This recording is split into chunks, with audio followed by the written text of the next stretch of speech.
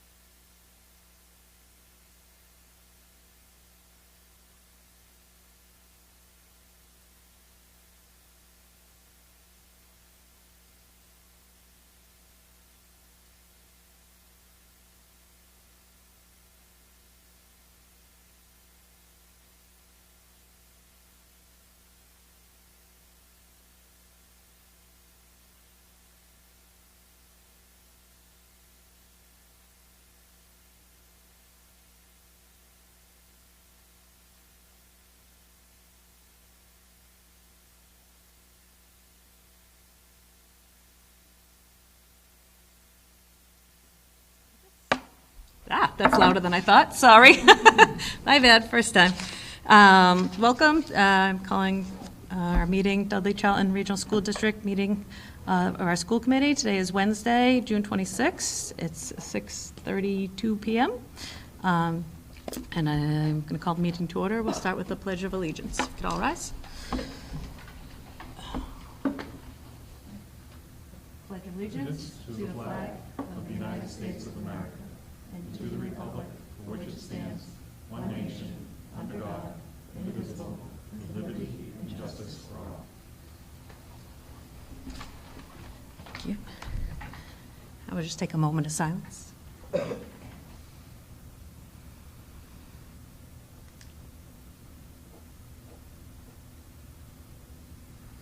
Okay. Thank you, everybody. It's my first official meeting, so bear with me, I guess. We'll start off with the consent agenda items, approval of the warrant and the minutes from our regular meeting June 12th, as well as the executive session on June 12th. Does anybody have reason to pull those out? Anything out of those meeting minutes? No? Okay. So I look for a motion to approve the consent agenda items. Okay. Second. Okay. And any discussion? No discussion on that. Okay. So all those in favor? Thank you. Great. Does anybody have any communications tonight? No? Okay. I would just like to state that there is the Break the Silence, which is mental health awareness, is doing an annual motorcycle run. I know they've done something a little different for years, but that is happening August 25th. So if that's something that you're looking to support, I know they came into the schools and did, a little talk and with our kids, and I think they liked it. They had done that, but they're always looking to fundraise so they can get into the schools to support the kids in that way and give out resources and stuff as far as mental health awareness goes. So. Great cause. If anybody wants more information, let me know. And we'll move right into public comment. Just ask you to state your name and town.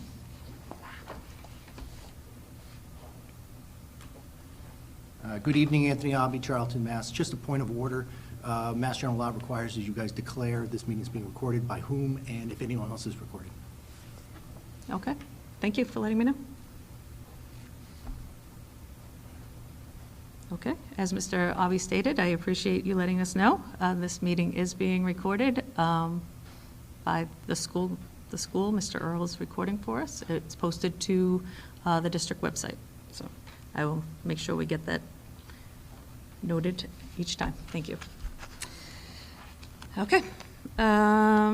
New business. We have some new people to welcome. Would you like to? Yes, Madam Chair and School Committee, I know I introduced both individuals by name at our last meeting, but I want to introduce them this evening because they are physically here, and they are all signed, sealed, and delivered, and they are getting ready to work in earnest for Dudley Charlton students starting July 1st, which is fantastic. So I'd like to first start by introducing Dudley Elementary School Principal Christopher Audette. We are very excited to have him on board. I will reread what I shared with you at the last meeting because I think it is important to continue to share, that Mr. Christopher Audette has accepted the position of Dudley Elementary School Principal.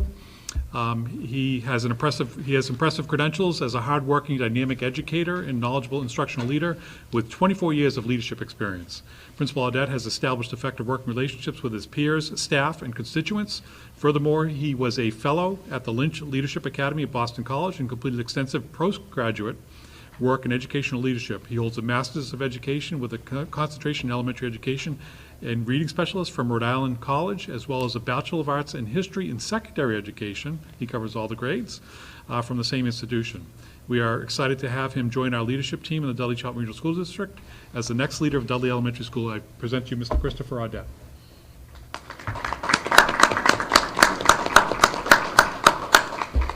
I did not ask them to have a speech prepared, but I don't know if school committee, I didn't expect any comment or anything, so. No, just welcome, and we look forward to working with you. Very excited to join the team. Thank you. Thank you. Madam Chair and School Committee, I'd like to introduce the new principal for the Dudley Middle School. I'm not sure if you know who this person is, so you may be surprised as a school committee as well as a district, but I am pleased to inform you that Mr. Greg Desto has accepted the position of Dudley Middle School Principal. This is very exciting news for Dudley Charlton and Dudley Middle School. As you know, Mr. Desto is an experienced Dudley Charlton leader and educator. Since leaving his position as superintendent for Dudley Charlton Regional School District, he has been at Auburn Middle School.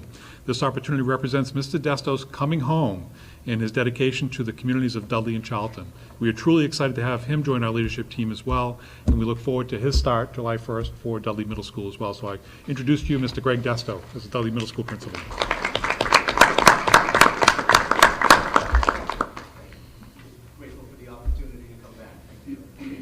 Thank you. Welcome back.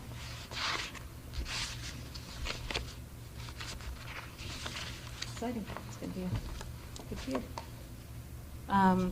Okay, I believe, well, you want to introduce who we have? Sure.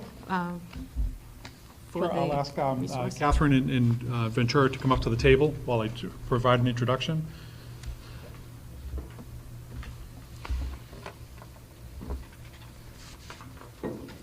So this evening we have an extraordinary opportunity to delve deep into our district through a comprehensive analysis of representative data.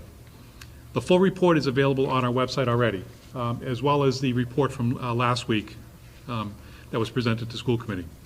Over the course of the presentation this evening, representatives from Education Resource Strategies, or ERS, Ms. Catherine Fremont and Mr. Ventura Rodriguez, will explore a multifaceted perspective on who we are as an educational community and how we are represented by our numbers. Our objective is to provide a thorough understanding of the multiple aspects that define who Dudley Charlton is. Our identity will be thoroughly represented with comparative points that build the right context for our understanding and how we will truly identify with our data. As you know, Massachusetts is unique as every school district is overseen by locally elected school committee members. The student experience is shaped by local interests, direction, and financing. Please note that it is extremely difficult to establish pure comparable districts as the approach varies from each community in all areas as represented by local control. This report establishes many local and comparative facets to draw a fuller picture, though, for us, and as a result, the data-driven approach will offer valuable insights into our strengths, our challenges, and opportunities for growth. By consolidating this wealth of information, we aim to create a clear and accurate portrait of our district. The presentation will highlight key findings and trends, supported by detailed charts, graphs, and analysis. These visuals and narratives are designed to help us see beyond the surface, uncovering the stories that the numbers tell about our community. Furthermore, the consolidation of this representative data is not merely an academic exercise, but a vital tool for informed decision-making in district improvement planning moving forward. As we navigate through this presentation, I encourage you to consider how these insights can guide our actions and policies to foster more inclusive, prosperous, and vibrant district. How to foster a more inclusive, prosperous, and a vibrant school district. I respectfully request that you think of the bigger picture here. No single data point tells the full story, but a more global view will provide the right perspective to see areas for continuous improvement for us as a district. Let us learn from this presentation this evening with a commitment to understanding and addressing the needs of our educational community through the lens of data. Together, we can leverage this knowledge to build a better future for the Dudley Charlton Regional School District and our students. With that, I now introduce to you once again Ms. Catherine Premont and Mr. Ventura Rodriguez to present the analysis of our district through ERS. Great. Thank you, Superintendent. First of all, just thank you for allowing us to speak tonight. It's really a pleasure. We appreciate being able to share some of the findings of the work that we did with the district last couple of months. So just a little bit of an overview. So we are going to provide an overview first of the ERS team, and then we'll talk about the methodology of the report, like so what did we actually do, executive summary, and then we're going to share some excerpts. We have the full report, which is a pretty long document. We thought we would pull out some excerpts today to talk through it, but obviously if you have questions about any of it, feel free to bring them up. The superintendent will have closing, and then we'll have question and answer. So that's a general flow for tonight. So just as a way of introduction, so education resource strategies, we can go back one. We're a national nonprofit. We're based in Watertown, Massachusetts, so we are a Massachusetts-based nonprofit. We work with state education agencies and school districts across the country, really helping them think about how do you align your resources, your people, your time, your money, to the core strategy. So that's part of the work that we did here. What it allows us to do is do analyses like the one we did here with you all, but also to think about the other districts that we work with. And so we have a comparative database that we can kind of look at, and again, it's not about who's doing something right or wrong or better than the other. It's really just thinking about your stated priorities, how are your resources aligned to that or not? That's really what the work is that we're presenting today. Great, so a little bit about the methodology, what we approach. So this is a process that is pretty quick. I mean, we really spent about a full month. I mean, really getting into, a lot of work, but it's meant to be very quick. It's meant to help hold up a mirror to say to you all, like, this is how we're seeing you all aligning your resources based on what we understand of your district. So we start first and foremost, the district context and goals. Like, we really need to hear, what is it about Dudley Charlton? What are you really committed to doing? So here, as you see, this should be, familiar. It's about advancing the knowledge and well-being of our children and community. And the challenge is really thinking about making the vision a reality for all students and school community members while recognizing and working with an existing resource constraint. So the bottom line is all systems have resource constraints. Like they're always finite. So it's just how are you using them as strategically as you can align to the priorities that you have. So that's really what this report is about. And then at the end of the day, what we're hoping to do is, the first part is a mirror, just kind of show how we're seeing you all align your resources to your stated strategies, and then some recommendations, some thoughts around how you might be able to either more effectively align or just some decision points that we're seeing for you all. All right, and then a little bit about the ERS approach. So first, we start off with making sure that we understand and level set on your student demographics, achievement levels, district funding. So we're really starting from where you all are at. And then the way we approach it, especially is, this is a pretty quick process. We start with, in a district this size that has these priorities, this student demographic, and sort of a mix of factors, what would we expect to see aligned to the strategies or priorities that you all are stating? So we talk to the district team, we talk to principals, school committee members, really a broad range of stakeholders. We're trying to hear from you all, like what's your strategy? We spoke to two school committee members, just to be clear. And we try to really understand, like, what are the strategies that you're saying, like, and if we were gonna see those strategies being implemented, what might we expect to find? And so we call that hypothesis-driven analysis, where we're really going in with some things that we're looking for and testing them out. Do we see them? Do we not? If we do, okay, let's report that. And if not, why not? And we use that as a foundation for the inquiry and the analysis that we do. We test those hypotheses, and then, like I said, we also try to come back and say, here's some recommendations for potential shifts of resources. So again, it's not really about you're not spending enough or you're spending too much. It's like, this is how you're aligning your resources to set strategies. Here might be ways that you can consider shifting some of those based on the strategies that you're laying out. Quick over here, I don't know if we have the full list in the report, but we have a full list of interviews of staff and stakeholders we met with. We analyzed district data, so things that you all gave us in a variety of factors like student data, special education data, financial data, and then we also used a lot from publicly available data from DESE. The radar reports allow us to look across not only your district but across the state. And then we also looked at key resources that you all have, just to, again, sort of get a better understanding of your context. And then I mentioned this comparative database. So what we then do is, based on our experience working with districts across the country and in Massachusetts, we just try to say, like, okay, if a district is focused on this type of priority, how are other places organizing the resources? Just as a way of comparing. Again, not to sort of value judgment, but just as a way of comparing. So we looked at 4 main areas. So one is human capital, second is school funding and resource sharing across schools, the third is school design, and the fourth is central office and school support. The full report has a lot of data around all 4 of these. We are going to focus on a couple, primarily around human capital, some school design, but you have the full report, so feel free to please ask questions around any and all of it. All right, so here's the executive summary. And the first part is more of, this is the mirror portion, just kind of holding up what we found, what we saw, and we've shared these findings with the school district team and have had a chance to get feedback. So the first is on the human capital.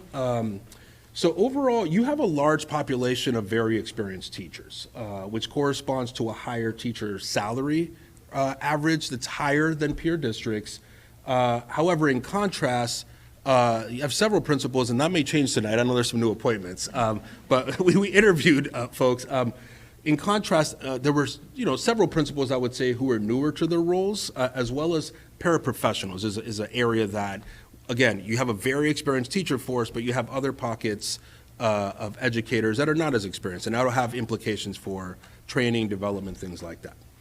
The second one is in professional learning. This is an area where we often see, a lot of ability to leverage, your educators to improve instruction. So there are teacher leader roles, and teacher collaboration time is in existence, which is great. That's not always the case. So the roles exist. However, we think there are ways to, or what we found is that there could be key ways to support teachers sort of, and the way that's happening is very different amongst different schools. So again, just based on interviews and speaking to educators, those roles exist, but there's not a lot of coherence about how it's happening. It's sort of school by school is what we found.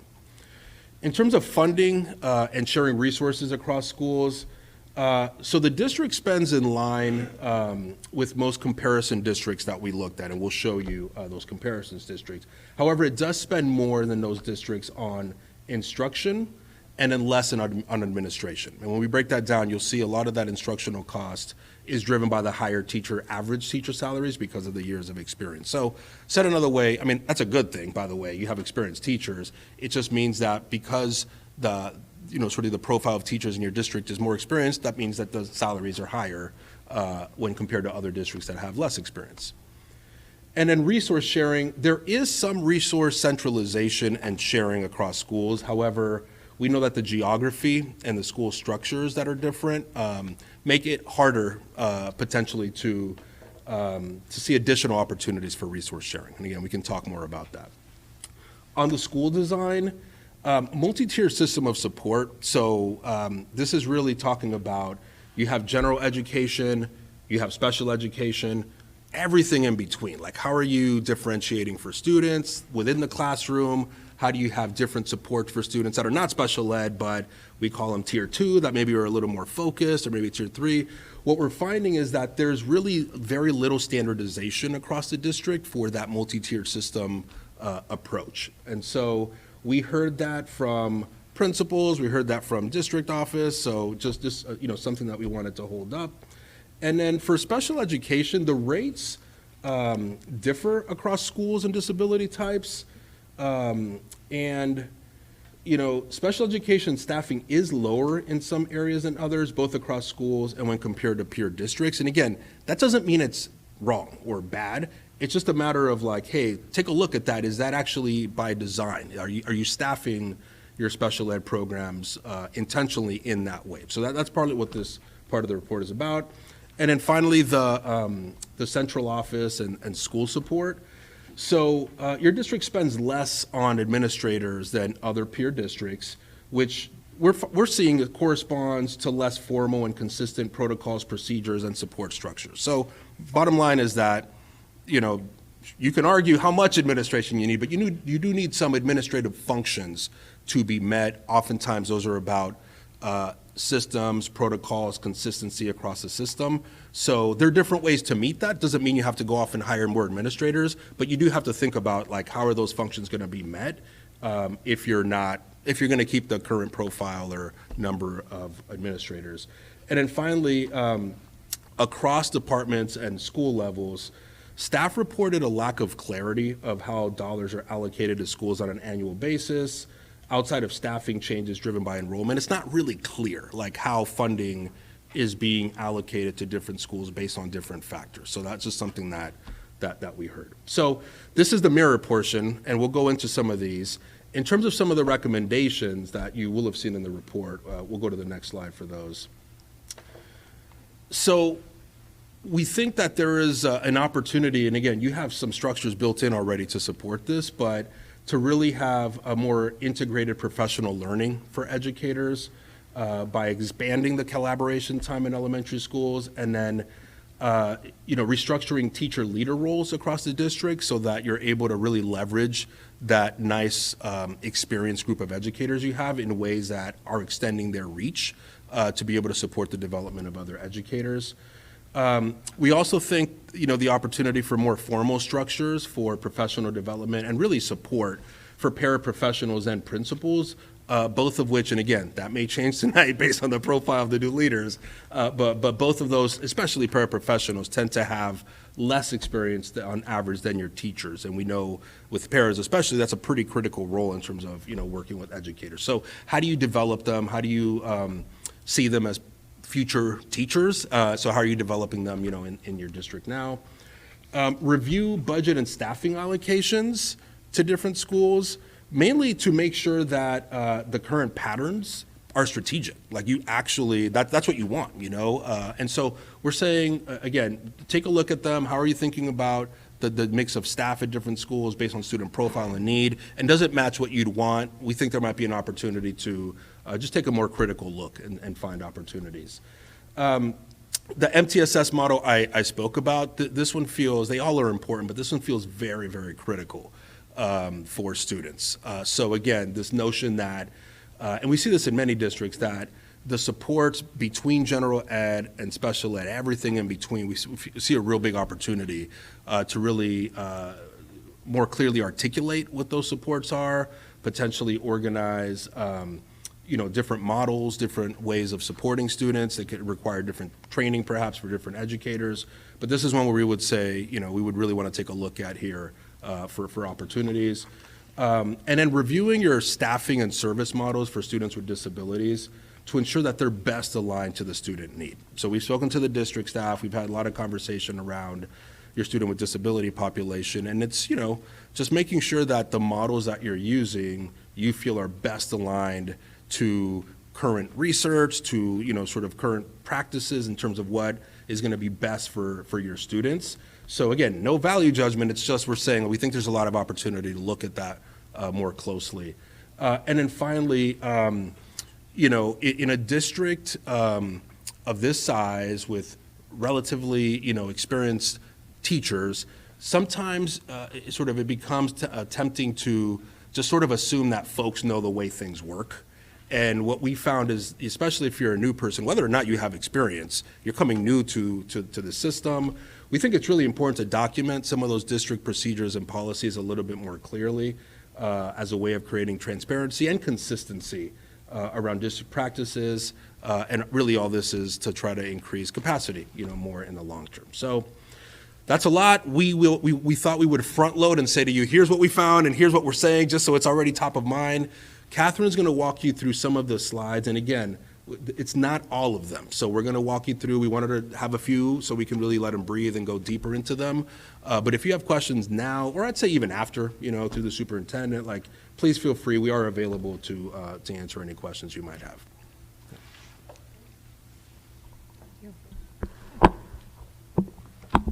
Can you hear me okay? Okay. Thanks, Ventura. So as Ventura shared, we're not going to cover everything that's in this report. There's a lot more supporting data and charts in that longer report that provides more detail and explanation to the summary that Ventura just shared. But we are going to go a little bit deeper in two areas. So one of them is some of this context setting. We want to show you how Dudley Charlton compares to some districts that are of similar enrollment, similar funding levels, and similar student population. Not as a way to say things are better or worse, but just to give you more context for how Dudley Charlton compares to some peer districts, which I'll explain more in a couple minutes. And we also want to go deeper in two areas that we really focused on in the report. One is the human capital area, which Ventura mentioned, which is all about the people that make your district run and your schools. And the other area is school design.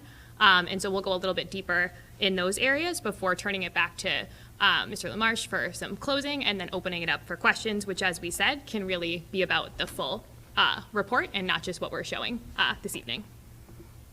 So Ventura previewed this, but part of what our analysis involved was taking a look at Dudley Charlton data compared to some peer districts. And he mentioned something called the DCRSD radar reports. When we're talking about DCRSD, we mean the Department of Elementary and Secondary Education here in Massachusetts, just for clarity. And the radar reports are something that the department manages and puts together, and they're really a tool for helping districts compare themselves to other districts that are of similar contexts. The thing that's interesting about this tool and that we think it's really useful for districts is that it shows you comparisons that you might not intuitively think of. And so the thing that this radar report helped us do was to find some districts that were comparisons for Dudley Charlton around your demographics. And so what you see here on the left is different comparison groups.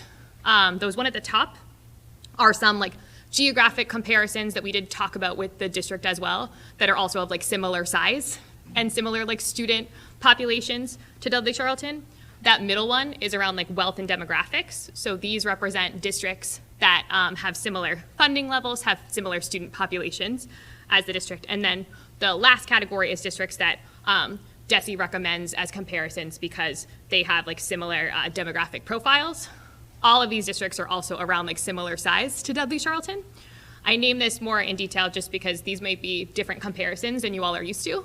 There's definitely some other districts in the area like Southbridge, like Wachusett, that you might think of more intuitively, but these are of different sizes and potentially different student need and wealth contexts. And it's important to think about that because different student needs obviously influence different resources you have and different resource availability. And so these are the comparison districts that you will see throughout this report that we use to help provide some context. Again, not to say things are better or worse, but just as a way to help you as a district contextualize where you're falling in some of these resource patterns compared to some of these other districts. Can I ask you a quick question before you move on? Of course. I'm just wondering if there's any other indicators in demographic that we're not seeing, because Milford does not look like it matches us So with low income and your EL population.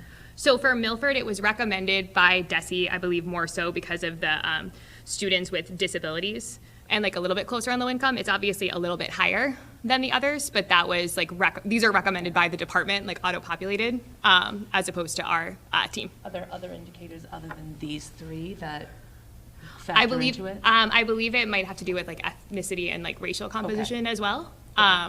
But we can also pull more data on that and provide that to you guys at a later time. Thank you. No problem. And so What this is showing you here is just some of the like overall like student population measures for these particular districts. What I'll go over on the next slide is 2 other context setting we wanted to do and show today around comparison districts. One is related to MCAS scores, the other is some more information on funding. And so when we're thinking about MCAS scores, the reason that we feel like this is important to ground in when thinking about resource use is that strategic resource use, as Ventura mentioned, is all about making sure that like your resources are helping to meet your district strategy and ultimately like improve outcomes and student experiences that you want to create in the district that you want your students to have. Standardized test outcomes are obviously just one measure of student outcomes and student experience, but we think it can be helpful to ground in this just as a way to think about like, are we meeting like the needs, are we creating the experience that we want students to have? It's not the only thing to look at to think about that, but thinking it's like a helpful starting place. And so when looking at Dudley Charlton compared to some of these like peer districts, when it comes to the early grades, you can see here Dudley Charlton's that yellow bar at the top, that these percentage of students that are meeting or exceeding expectations on the MCAS are fairly similar to these other districts. About like in the middle-ish for ELA, a little bit on the higher end for math. As you move into the higher grades, Dudley Charlton MCAS scores are a little bit lower in 10th grade ELA, more comparable or a little bit higher on the math side. And we raise this not to say that like resource use is the only thing that influences MCAS results, right? Student population, student needs, context, a lot of other things go into what affects student test scores, but just because it's a helpful thing to think about, is there something we could be doing differently to better support our students? Is there something underneath this? Is there something driving some of this? Just as a way to consider, like, when you're thinking about resource use, how does this relate to ultimately what you want to be true for your district? Before we move into talking a little bit deeper in some of our analysis areas, I did just want to do a little bit more context setting with these peer districts, just on some funding comparisons. So we also looked at Dudley Charlton's per pupil expenditure. Now, these are like fairly similar per pupils. Each of these bar represents the per pupil expenditures across these peer districts for the last school year. This is all DESE provided data. The reason these bars are kind of similar is because like they were picked as comparisons, right? Because they are similar. But even within this peer group, Dudley Charlton is a little bit lower. And you can see here that red line is the state average. So all of these districts in this peer group are lower than that state average. Dudley Charlton is a little bit lower than theirs. We raise this not to say that that's necessarily better or worse. It's just like some context for you when thinking about resource use. Like, these are the resources your district has. This is how it compares to other districts. And then it's a question of like, how are you using those resources, and are they like best meeting the needs of your district with what you have? In addition to looking at the per pupil expenditure and how it varies across these peer districts, we also looked, as Ventura previewed, at the way that districts were spending their funding. So we looked at different categories of spend. If you go on in the further report, you can see what those look like across all the districts. But one area in particular we just wanted to highlight is the way that Dudley Charlton spends money on administration compared to peer districts. Ventura already mentioned this in his opening, but as you can see here, each of these bars is representing administration, like central office expenditures, and the red bars are representing the percent of the overall budget for that district that's being spent on. And Dudley Charlton is a bit lower. There's a few other districts down there, but is on the lower end of administration spend compared to these peers. Again, we are not saying that variation is a bad thing. Variation, as long as it's like strategic and meeting the needs of your district, can be great. But we're naming this just because while all districts might have different strategies, there are still, as Ventura was mentioning, some core operating functions that all districts have. And so if you're spending less on administration, where do you want to use your resources to still fulfill like the administrative needs of a district? When we're talking about administrative needs, we don't just mean like things like filing reports, but also things like instructional leadership. Like, how are we making sure that like our teachers have professional development? How are we thinking about curriculum or setting standards across the district for like what classroom instruction or like system support needs to look like? And so we raise this to show you, not because we're saying that it's better or worse than other districts, but just Dudley Charlton seems to be investing less in this area. And so it's an area to think about, like, what other places are you investing in that are fulfilling those same functions?